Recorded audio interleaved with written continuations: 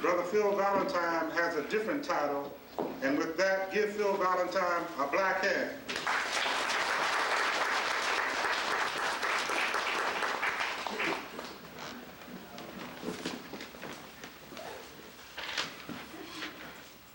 Thank you, Nurse Cadet.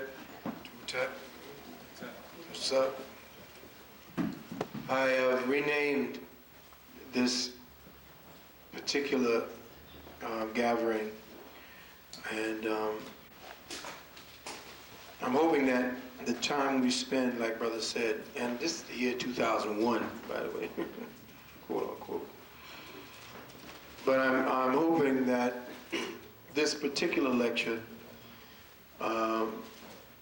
is met with as serious an interest as it came to me in investigating and researching the material itself. It's going to put a lot of the pieces that were outstanding in this puzzle together. It's not popular information as it relates to us as people of color, because it's pretty much a field from where we have been trained to focus our attention.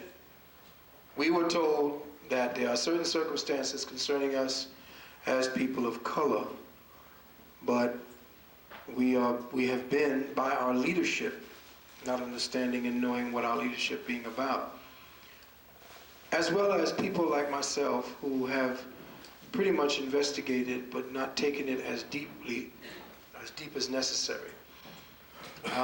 In this last lecture for the year 2001, it's going to be interesting. I just want to tell you that the name of this particular, and hopefully you could write it down so that when you name the tapes, I'm calling this one the Aristocracy of Evil. The Aristocracy of Evil, subtitled The Seat of Satan, the Throne of Rome. And what we're going to discuss and explore today is, like Brother said, blow your socks off. It blew my socks off, and it takes a hell of a lot to get me to get out of my socks. First things I want to do is to thank Grassroots for inviting me back again, family. I would like to thank Sister Renee, I hope I got her name again right, Sprav, for assisting me in gathering the information, because Sister was very much in tune. When I would tell her where to go to look, Sister would, do the midnight oil and go searching for it for me and getting that information. I would like to give thanks also to Sister Karen Dickerson for all the information that she has researched for me as well. And again, thanks goes out to Sister Nalani for all of her support, Sister Puma, my brother Vernon, and all the brothers who call in, Brother Hamza, who you are going to meet. Oh, by the way, I want to just put this out there. I want to bring a brother into New York who hasn't been in New York yet. His name is Brother Hamza. He's out of Washington, D.C., and he is a wonderful code breaker. He's up there with the elite code breakers. It's just that New York is not hip to him yet. So I would like to put a pre-notice out that I'm going to do everything I can to bring Brother Hamza to New York, and if we can, maybe through the Grassroots family.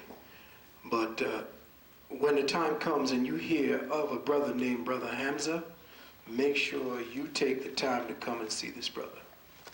Okay. I want to give a message before I start again to that same brother and his circles of brothers and sisters who are out there spreading the garbage. How many were there at the 911 lecture when I had to speak on that. And I spoke about that. About somebody going around telling everybody I'm a government agent. This brother is very high up in the metaphysical community, and me, I don't run from fights. I don't like talking behind anybody's back. I'll talk up in front of your face, where I come from. You know, if you don't bring it, it don't mean that you go in the back and try to gossip, because the word can kill. I want to speak to him again because more words have come out. This time, I'm not only a government agent, but I'm a clone. The nigga's gone crazy. It's very well known, and I'm going to send this information down, and I'm going to put a little bit more information into the pot. I'm going to send the information down to Atlanta, and I'm sending the information down to where it was, North or South Carolina, where it's bouncing back and forth. And I'm going to say it to you, brother. We got no time left. In fact, the clock is going backwards now. We have no time to be playing these stupid games. All right? If you got something that you want to say to me, call me, and I emphasize this again, like a man. Step to me, call me on the phone, bring me up in a forum, bring the proof. I'll be glad to attend, because if there's a clone, I'm a clone, I want to know where I'm cloned from. So, with that, excuse me, I'd like to also say that I've been going through a detox, and this is like the 7th or 8th day. So if you hear me kind of chuckling, that's all the tofu that I've been slipping in every now and then. With this, I have to do a lot of reading because the research has become so intense. And there is so much copious information that I'm glad that the brother has allowed me the time to give it to you. So with that, I will say this. Beloved brothers and sisters, I believe that we have arrived at a place in our metaphysical odyssey together where our ongoing investigations and critiques of the motives, methodologies, principles, and personalities of good and evil should have yielded for us enough critical points of reference by which to recognize those courses that ultimately leads us to making a better world. For nearly 30 years, I have dedicated the intellectual capacities of my personal mind to deciphering and code-breaking the often intricate and perplexing events that are instigated by those privileged few so-called elite men and women who practice those modes and methods of behavior and that ultimately result in consequences that we, the people, experience as evil. In fact, giving praise and thanks to you, those of you who continue to come and visit with me all these years, for helping to inspire me, much of whom and what I have become today has been primarily based on my somewhat overzealous search for the nucleus of reality in all things. The nucleus of which the central life core sustaining the elusive thing that we want to find, that thing that we call truth. I want to thank you for all of the times we gave the call out, sent up the flare, coerced, asked you to come in the cold, to sit in the cold. I want to give thanks to your spirit for motivating your body to do that. I said all this as my introduction to this particular gathering because I wish for you to also consider it a type of epilogue to a well-traveled and what I believe to be overworked theme of topics, that being our ongoing analysis, reporting, and essentially reacting to the instigators and perpetrators of evil. At this point, I wish to say a few words to those beautifully genuine brothers and sisters who have contacted me virtually from all points around the country. I have noticed that a good many of you have given me an undeserved title, an undeserved honor of being some sort of a prophet, sage, Please let me say here and now that although I consider this to be highly flattering sentiments, it is still just that, a sentiment that I believe is based on a genuinely honest, although misguided perception of who I am. Yes, what I do in my work, especially in the health field, may appear at times as prophecy, but we all have this very special ability. This ability develops in accordance with each individual, and it is strengthened over time by the seeker's own focus, dedication, and implementation of will, insight, and action. In other words, when it comes to the principle, the dynamic, the so-called gift of prophecy, there is no great secret. Prophecy is as with all things, and it's simple. Dedication rewards the dedicated. Dedication rewards those dedicated. Robert Ghostwolf said something interesting on the subject of prophecy, and he said, prophecy is a vision of what is or could be, not what is written in stone. And he is correct. For all of the publicity given to this subject, prophecy is not based on facts because, as Krishnamurti has taught me, facts are all of the past. What we believe will be is based upon a foundation of accumulated facts.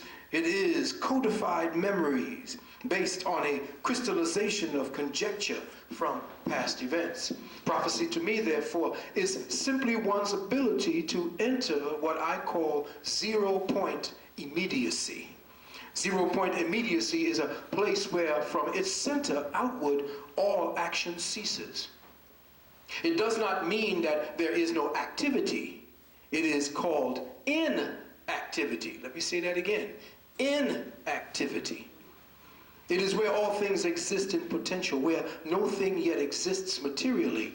And by the observation of nature mother, of human behavior, of both as seasonal trends, of the cyclic rhythms of our solar system and the universe, one inevitably acquires the ability to decipher and ultimately prophesize and read from within that immediacy the uncertain scripts that you call tomorrow.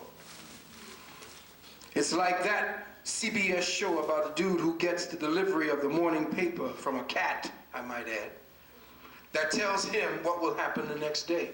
Again, I am saying all this in the hope that the times you and I have shared have mutually helped us to progress beyond the need to grind our wheels with superficial distractions, preoccupying our precious attention with the mischief of desperate men. In fact, the most predictable men and events are those professing to represent the purity of Christ himself, and are in reality the incubators of evil, which should leave no doubt in your mind just who this Christ really was. Now, please don't get me wrong. I am not advocating that you don't pay attention to what is going on in the game from time to time, but just think about the amount of precious time and precious intellectual light of attention that we all sacrifice and exhaust to process the bullshit we do into our bloodstreams every day. This is why this type of awakening we are presently experiencing as a species could only begin with a select few, you. This is why there are so few of us that come consistently when the call goes out. So few of you carry that little indistinguishable light that leaders, innovators, and pioneers, visionaries possess. The little light that keeps you focused on the real, as Morpheus said in The Matrix. And as I said in the previous meeting, the particulates of conscious light that has fueled this evolutionary mandate of our planet are all but totally consumed, polluted, or dissipated by man's preoccupation with pseudo-intellectual bullshit, which is all given the appearance of legitimacy by the aristocracy of evil. The way we have been both taught to utilize this precious light of perception causes us to dissipate it. Our focus of attention has been regulated towards primarily ego-based activities. Activities which stimulate and occupy the moment, like white sugar, which eventually robs one of their reservoirs of individual light-based intelligence. People like these become totally immersed immersed in the illusions of somatic consciousness, controlled through their appetite entities, which were cultivated and nurtured by that aristocracy of evil.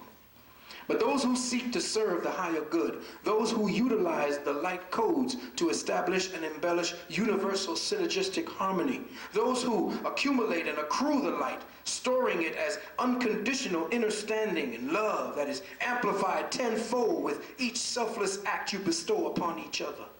You, every one of you, will match your amplified awareness with a similar harmonic emanating from the sanctuary of the universal mind. A matching of harmonics that becomes self-perpetuating awareness. You eventually reach a point where clarity is no longer the fruit of effort. Let me say that again. You reach a point where clarity is no longer a fruit of effort. You are the fruit of clarity.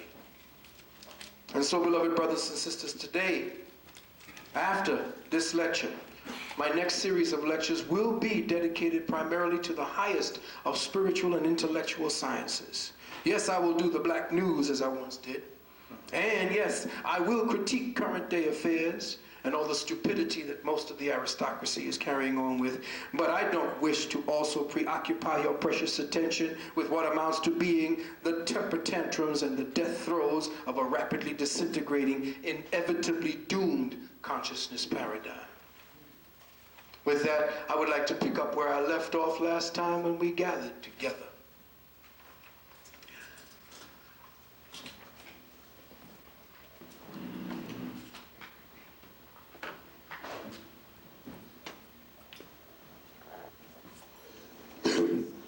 During the time that we're going to spend together, I'm going to be popping up and down pretty readily. I had a little video that I wanted to show you. How many have seen the movie Dune? Dune. Dune, D-U-N-E. All right, I want you all to rent that movie. That's your homework for the week. Part one? Part one, not the crap they put on part two. Part one is interesting because it opens up. What was the date of the plane hitting? Put it in numbers. 9/11. 9/11. 01. Now, in the beginning of that movie, on the picture, on the beginning, the very beginning, the daughter of the emperor comes on and makes a speech about what this whole movie is about. I want you to pay close attention to the date she says. Put the numbers down very large, and I wish I had it here for you, but put the numbers down very large on a piece of paper and put them separate. Put down 91101. And then when you get the movie Dune, listen to the date she says that that movie or that particular story is taking place. And you tell me whether or not the Illuminati does not plan way in advance to screw with your mind, as well as with your life. I also want to just give some, put some of the information up, that light if it can. We just tap that out because that one seems to be taking most of the, Can everybody see that? It's a little better, right? Bill Cooper was assassinated, as we said last week, and as you all know. But he was assassinated immediately after a show he did. The show was on the whole history, including characters, of the operation with the aliens, what is the name of that, Majestic? MJ-12? Yeah, Majestic 12. Majestic 12. He broke the whole thing down from the 50s to the 70s, naming names, times, circumstances, and the dates.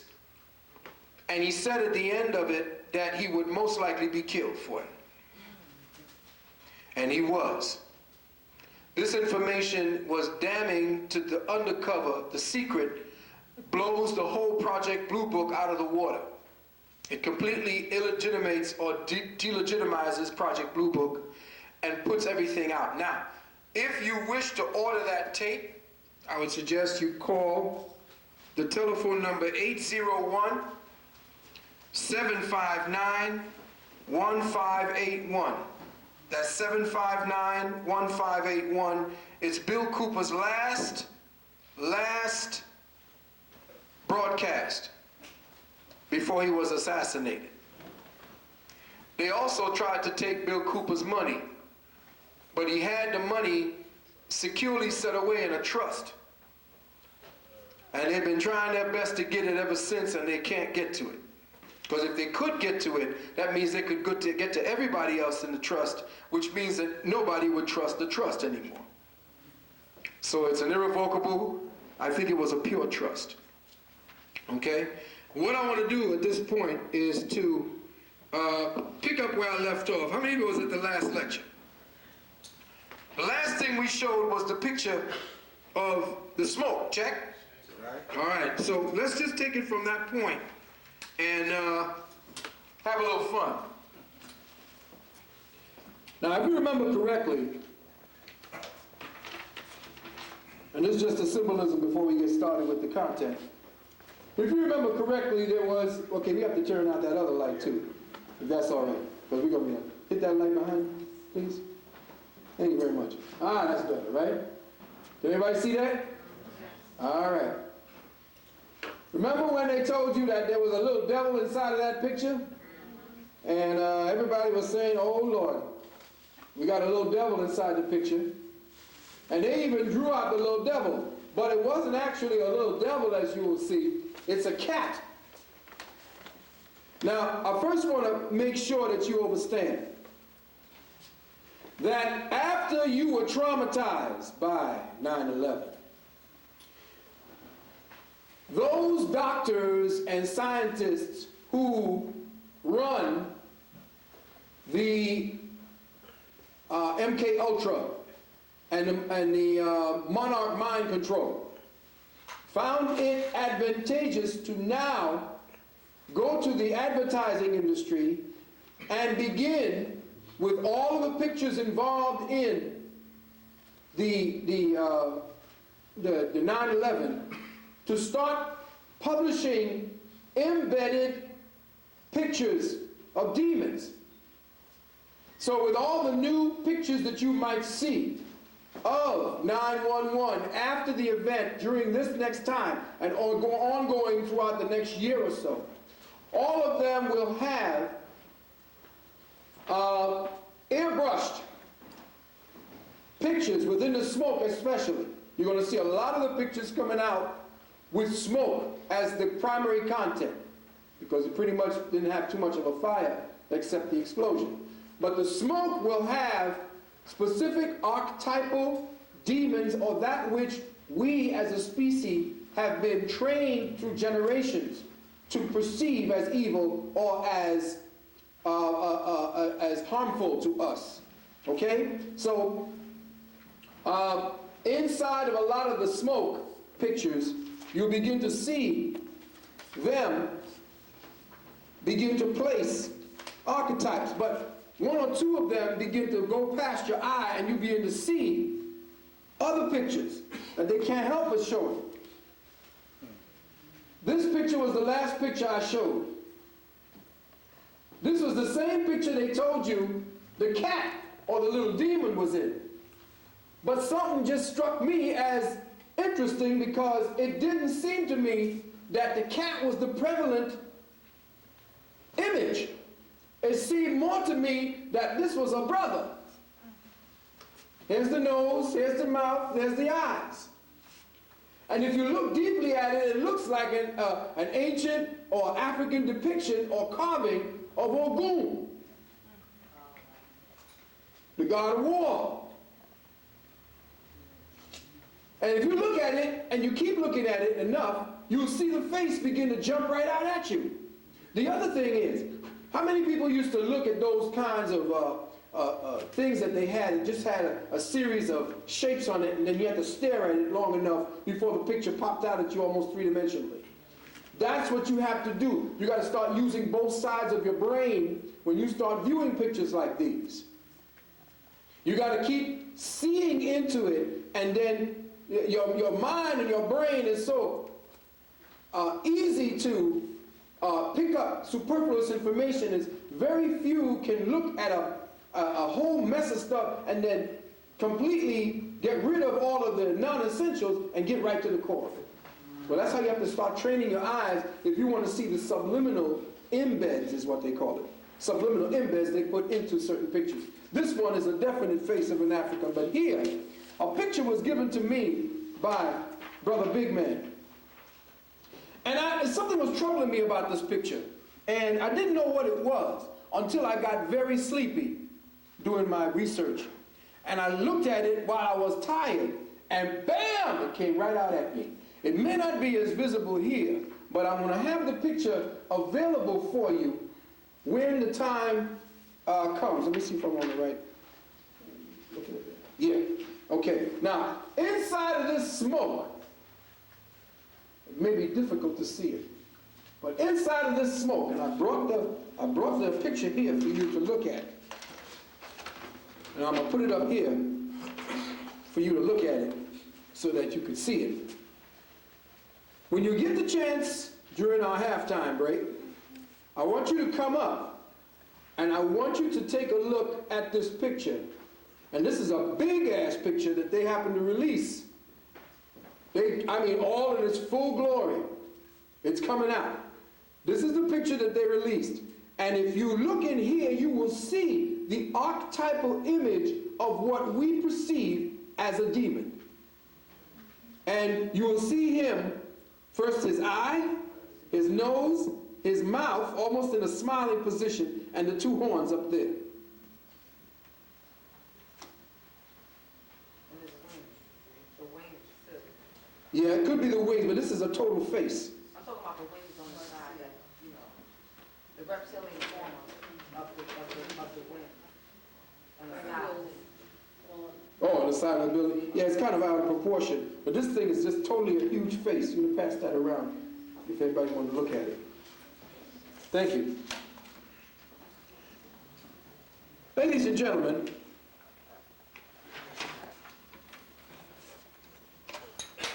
can anybody tell me what this is? Listen carefully.